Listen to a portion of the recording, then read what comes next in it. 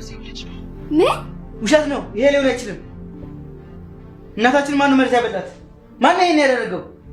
ማን ነው? ይሄ ሊሆን አይችልም። እናታችሁ ከመሞቷ በፊት አይምሮዋን ስታ ነበር እንዴ? እኛን እርስ በርስ እንዲያናክሰን የተደረገ ሴራ ነው። አሸብር እባክህን ድምፁን አቁመው። ይሄንን መስማት አንፈልግም። ሩታ ተረጋጊ። ከተናገረችው ጀርባ ምን እንዳለ ማወቅ አለብን። አሸብር እውነት እናታችን በመርዝ የተገደለችው? የህክምና ማስረጃ አለክ? እናታችሁ ነኝ ስትጠራኝ የህክምና ውጤቱን አሳይተኛለች። በደም ውስጥ ከፍተኛ መጠን ያለው መርዝ ተገኝቷል። ነገር ግን ለፖሊስ እንዳልናገርም የከለከለችኝ ራሷ ናት። እውነቱን ልጆቼ እርስ በርስ እንዲያወጡት ፈልጋለሁ ስትል የተናገረችው። ኤፍሬም ቁም። ለምንድን ነው የምትሸሸው?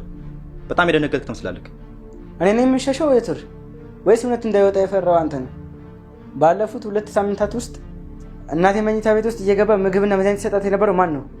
አንተ አይደለም እንዴ? ምን እያልክ ነው አንተ ባለጌ? አንተ ለእናታችን የገደልካት እያልከኝ ነው? እኔ የቤቱንም ሆነ የድርጅቱን ስራ ለሁላችን ብዬ ነው የማስተዳድረው። ሁላችንም እናውቃለን የቱር።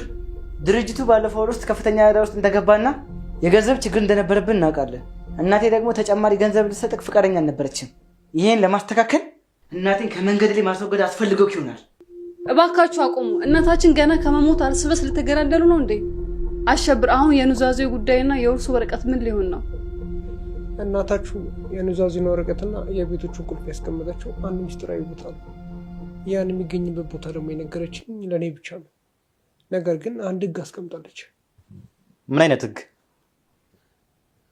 ቁልፉንና ንብረት ክፍፍሉ የምሰጠው ከመካከላችሁ እውነተኛው ገዳይ ሲታወቅና ወይም ራሱን አጋልጦ ከወጣ ብቻ ነው።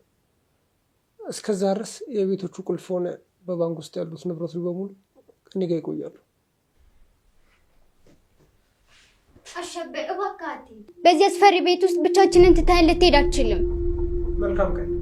ንብረቱ እስኪታወቅ ድረስ የንብረት ክፍፍሉ ማንም ማግኘት አይችልም።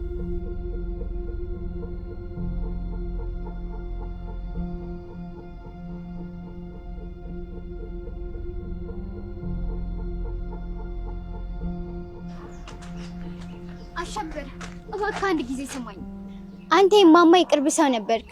እሷ ከመሞቷ በፊት ምንም የነገረች ነገር የለም? ምን ማለት ሲኖሩት ምን እንደነገረችኝ ለማወቅ እየሞከርሽ ነው? ማለቴ ባሌ ዩቶር ምንም የሚያውቀው ነገር የለም። እሱ እናቱን በጣም ይወዳታል።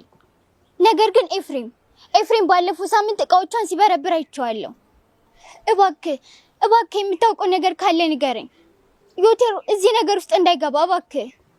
ሩት እማማ ከመሞቷ በፊት ማን ተጠረጠር እንደነበረ ታውቂያለሽ? በቤት ውስጥ ካሉ ሰዎች ሁሉ ይበልጥ ገንዘብ የሚፈልግ ሰው አለ ትለኝ ነበር። አሁን ልሂድ፣ አንቺም ግቢ።